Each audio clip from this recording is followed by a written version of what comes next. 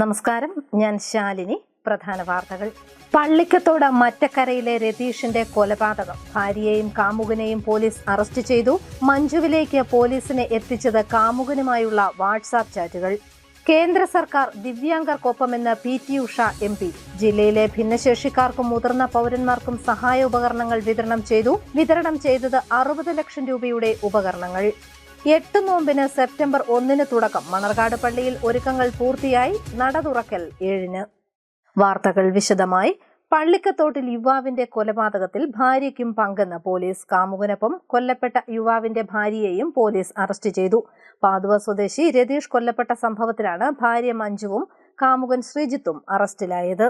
പള്ളിക്കത്തോട്ടിൽ യുവാവിനെ ആക്രമിച്ച് കൊലപ്പെടുത്തിയ കേസിൽ പ്രതിയായ കാമുകനൊപ്പം കൊല്ലപ്പെട്ട യുവാവിന്റെ ഭാര്യയെയും പോലീസ് അറസ്റ്റ് ചെയ്തു. പള്ളിക്കത്തോട് പാതുവ തെക്കേക്കുന്നൽ രതീഷാണ് കഴിഞ്ഞ ദിവസം കൊല്ലപ്പെട്ടത്. സംഭവവുമായി ബന്ധപ്പെട്ട് അകലക്കുന്നം ആലേക്കുന്നേൽ വീട്ടിൽ ശ്രീജിത്ത് MGയെ പള്ളിക്കത്തോട് പോലീസ് സംഘം അറസ്റ്റ് ചെയ്തിരുന്നു. ഈ കേസിലാണ് ഇപ്പോൾ രതീഷിന്റെ ഭാര്യ അകലക്കുന്നം SC കോളനി തെക്കേക്കുന്നൽ വീട്ടിൽ മഞ്ജു ജോണിനെയും Pallikkathodu station house officer inspector KP ടോംസന്റെ നേതൃത്വത്തിലുള്ള സംഘം അറസ്റ്റ് ചെയ്തത്. മഞ്ജുവും പ്രതിയായ ശ്രീജിത്തും തമ്മിൽ നേരത്തെ ബന്ധമുണ്ടായിരുന്നു. ഇത് സംബന്ധിച്ച് ശ്രീജിത്തും രതീഷും തമ്മിൽ തർക്കമുണ്ടാകുകയും ഇത് ചർച്ചയായതോടെ മഞ്ജു വിദേശത്തേക്ക് പോകുകയുമായിരുന്നു. തുടർന്ന് ഇരുവരും ഫോണിലൂടെ ബന്ധം സൂക്ഷിച്ചിരുന്നു. സംഭവ ദിവസം ഒരു മരണവീട്ടിൽ വെച്ച് ശ്രീജിത്ത് രതീഷിനെ കണ്ടു. ഇത് മഞ്ജുവിനെ മെസ്സേജ് അയച്ച് അറിയിക്കുകയും ചെയ്തു. തനിക്ക് രതീഷിനെ ഇഷ്ടമാകുന്നില്ലെന്നും താൻ എന്ത് ചെയ്യണമെന്നും ശ്രീജിത്ത് മെസ്സേജ് അയച്ചു. രതീഷിനെ എന്തെങ്കിലും ചെയ്തുകൊള്ളാൻ മഞ്ജു മറുപടി നൽകുകയും ചെയ്തു. ഇതോടെ രതീഷിനെ കൊലപ്പെടുത്താൻ ശ്രീജിത്ത് തീരുമാനിക്കുകയായിരുന്നു. തുടർന്ന് രാത്രിയിൽ ശ്രീജിത്ത് രതീഷിനെ കമ്പും വടിയും അടക്കം ഉപയോഗിച്ച് ക്രൂരമായി കൊലപ്പെടുത്തുകയായിരുന്നുവെന്നാണ് പോലീസ് കേസ്. എന്നാൽ രാത്രി തന്നെ പ്രതിയെ പോലീസ് സംഘം കസ്റ്റഡിയിൽ എടുത്തിരുന്നു. ഇത് അറിയാതിരുന്ന മഞ്ജു രാത്രി മുഴുവൻ ചാറ്റിംഗ് തുടർന്നു. കൊലപാതക വിവരം അടക്കം ശ്രീജിത്ത് മഞ്ജുവിനെ അറിയിച്ചിരുന്നു. തുടർന്ന് വിമാനത്താവളത്തിൽ നിന്നും പുറപ്പെടുന്ന വിവരം അടക്കം മഞ്ജു ശ്രീജിത്തിന് മെസ്സേജ് ചെയ്തു. ഈ സമയമെല്ലാം ശ്രീജിത്ത് പോലീസ് കസ്റ്റഡിയിലായിരുന്നു. ഒടുവിൽ മഞ്ജു നാട്ടിൽ സംസ്കാര ചടങ്ങിൽ പങ്കെടുക്കാൻ എത്തിയപ്പോൾ നാട്ടുകാർ പ്രതിഷേധവുമായി രംഗത്തെത്തി. ഒടുവിൽ ജില്ലാ പോലീസ് മേധാവി ഷാഹുൽ ഹമീദിന്റെ നേതൃത്വത്തിൽ മഞ്ജുവിനെ ചോദ്യം ചെയ്തതോടെയാണ് കുറ്റം തെളിഞ്ഞത്. തുടർന്ന് ഇവരെ കോടതിയിൽ ഹാജരാക്കി റിമാൻഡ് ചെയ്തു. News bureau, Pallikathodu. പള്ളിക്കത്തോട് ഗ്രാമപഞ്ചായത്ത് ഉൾപ്പെടെ ജില്ലയിലെ ഭിന്നശേഷിക്കാരായ ജനവിഭാഗങ്ങൾക്കും മുതിർന്ന പൗരന്മാർക്കും സഹായ ഉപകരണങ്ങൾ വിതരണം ചെയ്തു. PT ഉഷ MP വിതരണോദ്ഘാടനം നിർവഹിച്ചു. 60 ലക്ഷം രൂപയുടെ പല വിധത്തിലുള്ള സഹായ ഉപകരണങ്ങളാണ് വിതരണം ചെയ്തത്.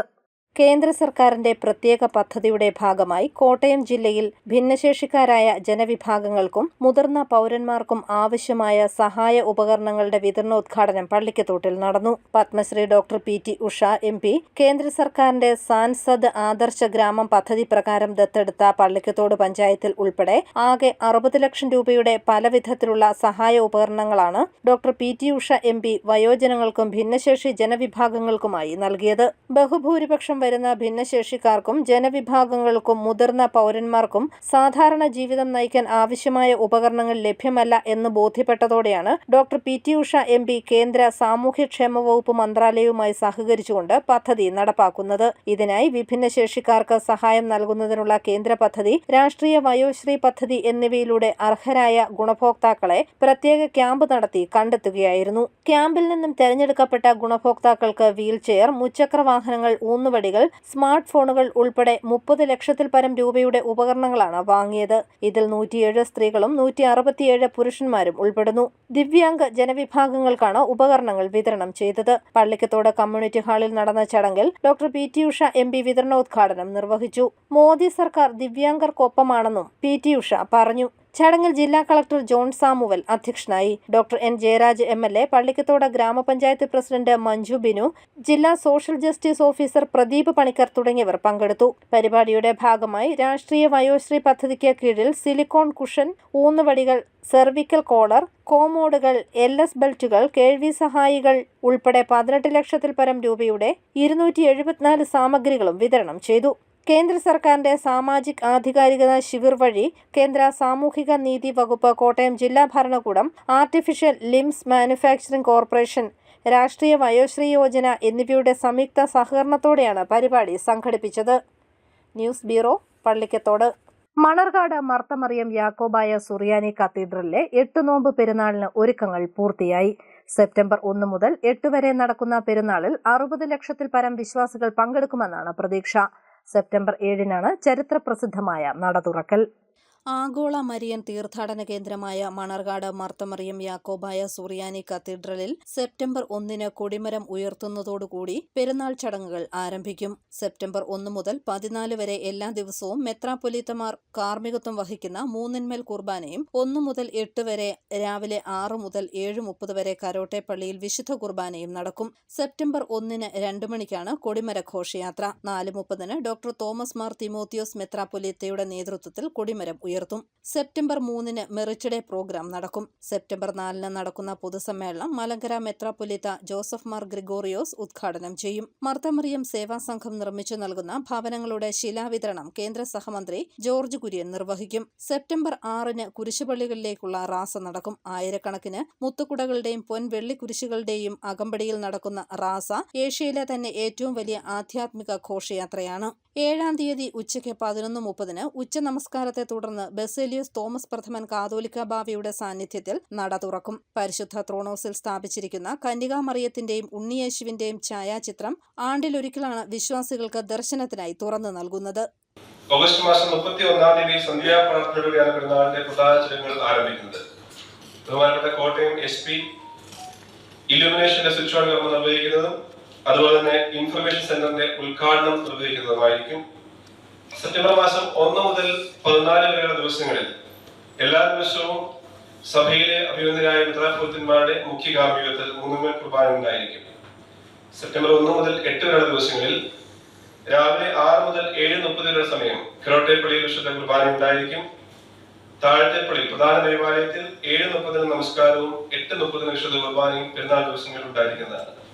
പതിവ് പോലെ തന്നെ സെപ്റ്റംബർ 1 മുതൽ 5 വരെയുള്ള ദിവസങ്ങളിൽ രാവിലെ 11 മുതൽ 12 വരെയുള്ള സമയങ്ങളിൽ പ്രസംഗം, 12 മണിക്ക് ഉച്ചനമസ്കാരം, 2:30 മുതൽ 4 വരെ പ്രസംഗം, 5 മണിക്ക് സന്ധ്യാപ്രാർത്ഥനയും വൈകുന്നേരങ്ങളിൽ മറ്റു പൊതുപരിപാടികൾ എല്ലാ ദിവസങ്ങളിൽ ധ്യാന പ്രസംഗങ്ങളും ഉണ്ടായിരിക്കുന്നതാണ്. സെപ്റ്റംബർ 8-ാം തീയതി രാവിലെ 8:30-ന് കൊച്ചി ഭദ്രാസനാധിപൻ ജോസഫ് മാർ ഗ്രിഗോറിയോസിന്റെ മുഖ്യ കാർമ്മികത്വത്തിൽ നടക്കുന്ന മൂന്നിന്മേൽ കുർബാനയ്ക്ക് ശേഷം പ്രദക്ഷിണവും ആശീർവാദവും നടക്കും. തുടർന്ന് നേർച്ചവിളമ്പോടെ പെരുന്നാൾ സമാപിക്കും. 14-ന് സന്ധ്യാപ്രാർത്ഥനയ്ക്ക് ശേഷമാണ് നടയടയ്ക്കൽ.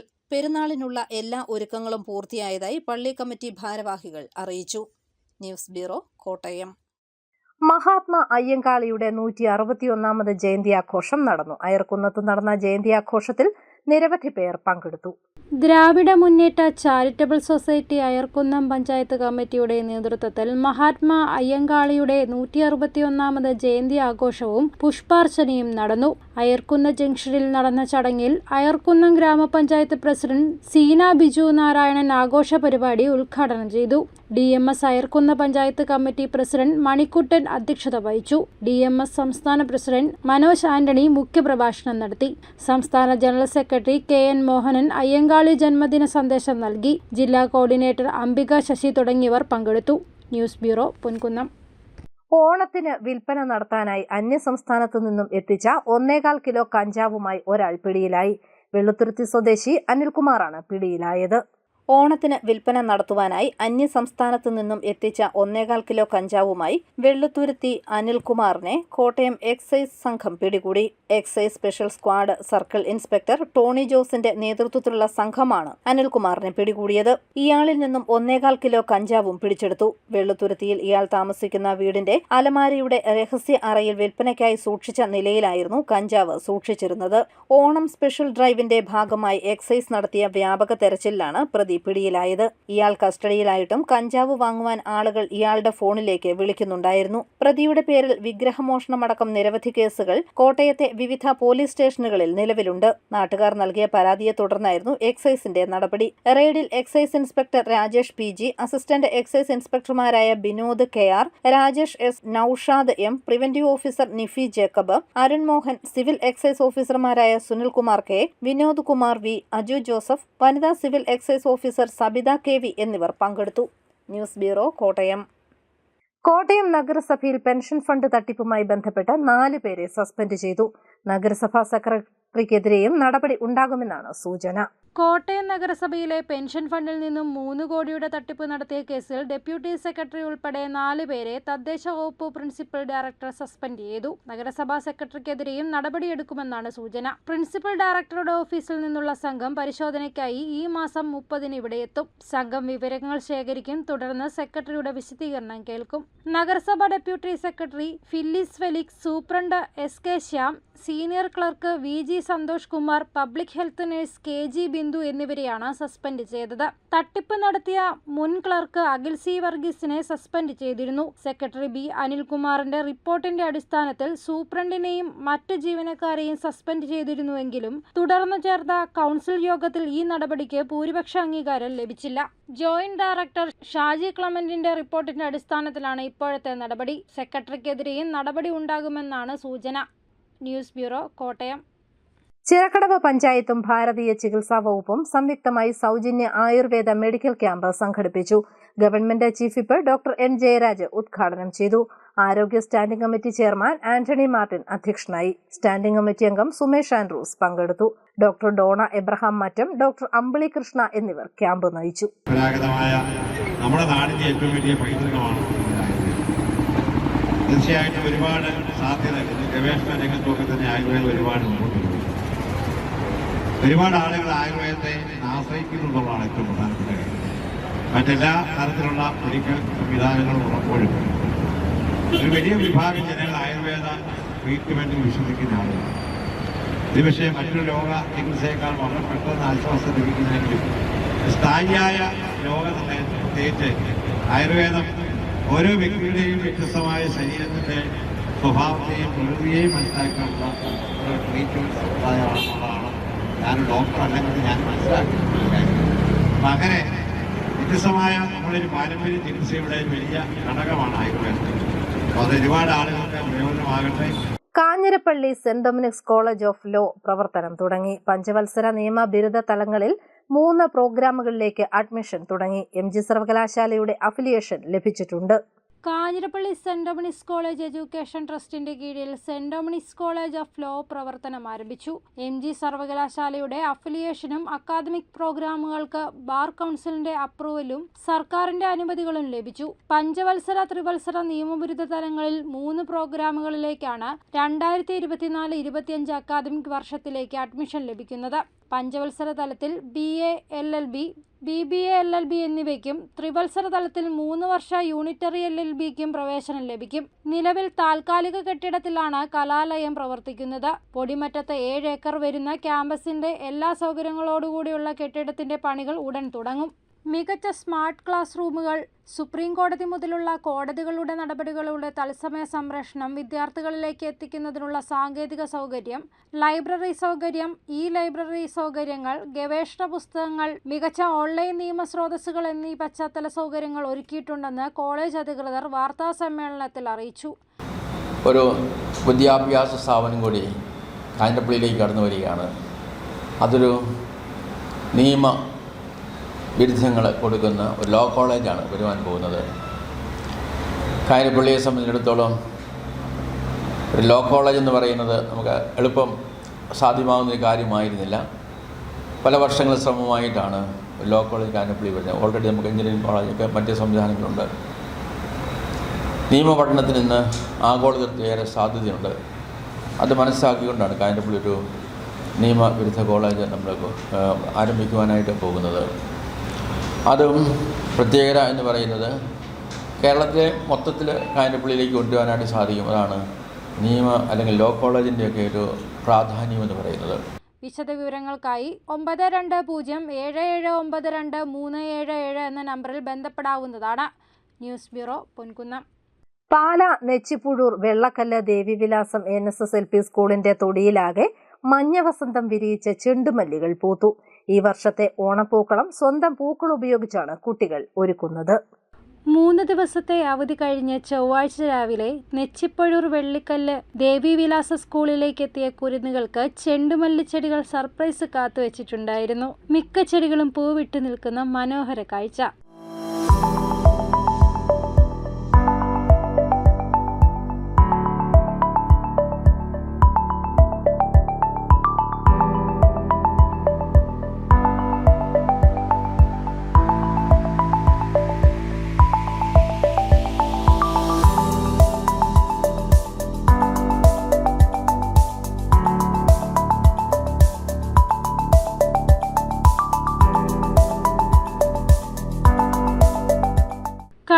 വർഷം സ്കൂളിൽ പച്ചക്കറി കൃഷി നടത്തിയ തൊടിയിൽ ഇത്തവണ ചെണ്ടുമല്ലി കൃഷി ചെയ്യണമെന്ന് തീരുമാനിച്ചത് ഹെഡ് മിസ്ട്രസ് ബിന്ദു ജി നായരാണ്. അധ്യാപകരായ നിധിയും ആരതി രാജും അശ്വതിയും ചിത്ര ശ്രീകുമാറും രജനി പ്രസാദും ഇതോട് കൂട്ടുകൂടിയതോടെ സ്കൂളിലെ പിഞ്ചു പൈതങ്ങളും ഒപ്പം ചേർന്നു. തടമെടുക്കാനും ചെണ്ടുമല്ലിത്തൈകൾ നടാനും വെള്ളമൊഴിച്ച് പരിപാലിക്കാനുമെല്ലാം കുട്ടികൾ ഉത്സാഹം കാട്ടി. ഇടനാട് സഹകരണ ബാങ്കാണ് ചെണ്ടുമല്ലിത്തൈകൾ സൗജന്യമായി എത്തിച്ചു കൊടുത്തത്. 500 ചൂടോളം തൈകളാണ് നട്ടത്. ഇതിൽ 300-ൽ പരം എണ്ണമാണ് ഇപ്പോൾ പൂവിട്ട് നിൽക്കുന്നത്. ബാക്കിയുള്ളവയിലും മൊട്ടുകൾ വിരിഞ്ഞു കഴിഞ്ഞു. 2-3 ദിവസത്തിനുള്ളിൽ ഇവയും പൂവിടുന്നതോടെ സ്കൂളിന്റെ പുറകിലത്തെ തൊടിയാകെ മഞ്ഞ വസന്തം വിരിയും. ഈ തവണ സ്കൂളിലെ ഓണപ്പൂക്കളം സ്വന്തം പൂക്കൾ കൊണ്ടാണ് ഇടുകയെന്ന് head mistress Bindu G Nair പറഞ്ഞു. ഈ അധ്യയന വർഷം ഞങ്ങൾ ആരംഭിച്ച കൃഷിയാണ് ചെണ്ടുമല്ലി കൃഷി. അതിന് ഞങ്ങളെ സഹായിച്ചത് നമ്മുടെ ഇടനാട് സർവീസ് സഹകരണ ബാങ്ക് ആണ്. 500ഓളം തൈകൾ തന്ന് ഞങ്ങൾക്ക് ഈ കൃഷി തുടങ്ങാനുള്ള സൗകര്യം ഒരുക്കി. നമുക്ക് ആവശ്യമായ സ്ഥലമുണ്ടായിരുന്നു. പച്ചക്കറി കൃഷി നട്ടിരുന്ന സ്ഥലമാണ്. അവിടെ ഞങ്ങൾ ഈ വർഷം ചെണ്ടുമല്ലി കൃഷി, അത് നമ്മുടെ ഈ വർഷത്തെ ഓണത്തിന് പൂക്കളം ഒരുക്കുമ്പോൾ നല്ല ഫ്രഷായിട്ടുള്ള പൂക്കൾ ലഭിക്കും. പിന്നെ ബാക്കി വരുന്ന പൂക്കൾ വിപണിയിൽ കൊടുക്കാമെന്നാണ് വിചാരിക്കുന്നത്. ചെണ്ടുമല്ലിച്ചെടികൾ പരിപാലിക്കുന്ന കാര്യത്തിൽ വളരെ ഉത്സാഹം കാട്ടിയെന്ന് വിദ്യാർത്ഥി പ്രതിനിധി അലൻ സിജോയും പറഞ്ഞു.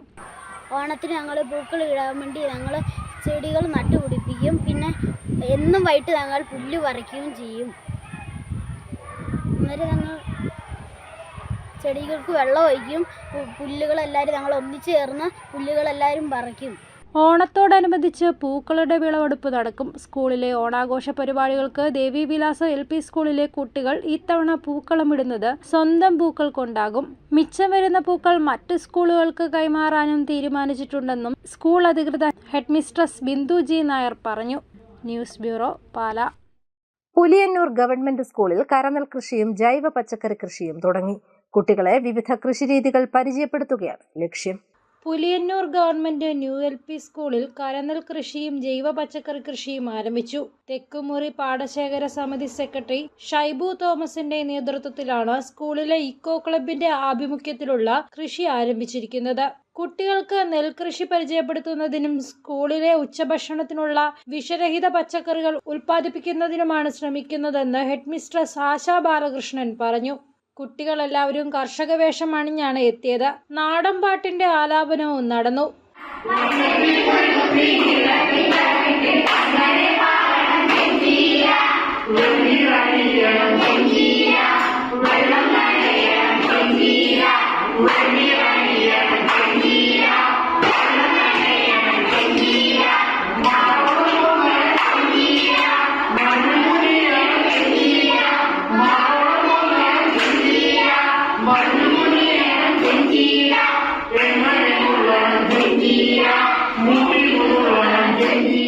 തെയ്യത്താര എന്ന സ്കൂളിന്റെ തനത് അക്ഷര പരിശീലന പദ്ധതിയുടെ ക്ലാസും തുടർന്ന് നടന്നു. News bureau, Pala. അറിയിപ്പ്. ആശ്രയ ചാരിറ്റബിൾ ട്രസ്റ്റിന്റെ ആഭിമുഖ്യത്തിൽ നിർധരരായ വൃക്ക രോഗികൾക്ക് മാസം തോറും നൽകി വരുന്ന 56ാമത് സൗജന്യ ഡയാലിസിസ് കിറ്റ് വിതരണം ആവശ്യമുള്ളവർ സെപ്റ്റംബർ 5-ന് മുൻപായി രജിസ്റ്റർ ചെയ്യണം. വിവരങ്ങൾക്ക് ഫോൺ 9400280965. പെരുവ ഗവൺമെന്റ് ITIയിൽ draftsman, civil, computer operator and programming assistant എന്നീ ട്രേഡുകളിൽ പട്ടികവർഗ വിഭാഗത്തിന് സംവരണം ചെയ്ത ഒഴിവുള്ള സീറ്റുകളിൽ പ്രവേശനത്തിന് SSLC പാസ്സായ പട്ടികവർഗക്കാരിൽ നിന്നും അപേക്ഷ ക്ഷണിച്ചു. അവസാന തീയതി ഓഗസ്റ്റ് 30. വിവരങ്ങൾക്ക് ഫോൺ 8592055889. വനിതാ ശിശുവികസന വകുപ്പിന്റെ കീഴിൽ പ്രവർത്തിക്കുന്ന ഏറ്റുമാനൂർ ICDS പ്രോജക്റ്റിലെ 107 അംഗനവാടികളിലേക്ക് കണ്ടിജൻസി സാധനങ്ങൾ വാങ്ങുന്നതിന് ദർഗാസ് ക്ഷണിച്ചു. ദർഗാസുകൾ സെപ്റ്റംബർ 13-ന് ഉച്ചകഴിഞ്ഞ് 2 മണി വരെ ഏറ്റുമാനൂർ ICDS പ്രോജക്റ്റ് ഓഫീസിൽ സ്വീകരിക്കും. അന്നേ ദിവസം ഉച്ചകഴിഞ്ഞ് 3-ന് തുറക്കും. വിവരങ്ങൾക്ക് ഫോൺ 9188959695. എംപ്ലോയ്മെന്റ് എക്സ്ചേഞ്ച് വഴി നടപ്പിലാക്കി വരുന്ന വിവിധ സ്വയം തൊഴിൽ പദ്ധതികളെ പൊതുജനങ്ങൾക്ക് പരിചയപ്പെടുത്തുന്നതിന് കാഞ്ഞിരപ്പള്ളി ടൗൺ എംപ്ലോയ്മെന്റ് എക്സ്ചേഞ്ചിന്റെ ആഭിമുഖ്യത്തിൽ ഓഗസ്റ്റ് 29-ന് രാവിലെ 11 മണിക്ക് കാഞ്ഞിരപ്പള്ളി ഗ്രാമപഞ്ചായത്ത് ടൗൺ ഹാളിൽ സ്വയം തൊഴിൽ ബോധവൽക്കരണ ശില്പശാല സംഘടിപ്പിക്കുന്നു. പ്രധാന വാർത്തകൾ ഒരിക്കൽ കൂടി.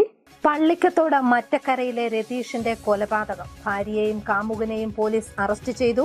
മഞ്ജുവിലേക്ക് പോലീസിനെ എത്തിച്ചത് കാമുകനുമായുള്ള വാട്സാപ്പ് ചാറ്റുകൾ. കേന്ദ്ര സർക്കാർ ദിവ്യാംഗർക്കൊപ്പമെന്ന് PT ഉഷ MP. ജില്ലയിലെ ഭിന്നശേഷിക്കാർക്കും മുതിർന്ന പൗരന്മാർക്കും സഹായോപകരണങ്ങൾ വിതരണം ചെയ്തത് 60 ലക്ഷം രൂപയുടെ ഉപകരണങ്ങൾ. 8 നോമ്പിന് സെപ്റ്റംബർ 1 തുടക്കം. മണർകാട് പള്ളിയിൽ ഒരുക്കങ്ങൾ പൂർത്തിയായി. നട തുറക്കൽ 7-ന്. ഈ ബുള്ളറ്റിൻ പൂർണ്ണമാകുന്നു. നമസ്കാരം.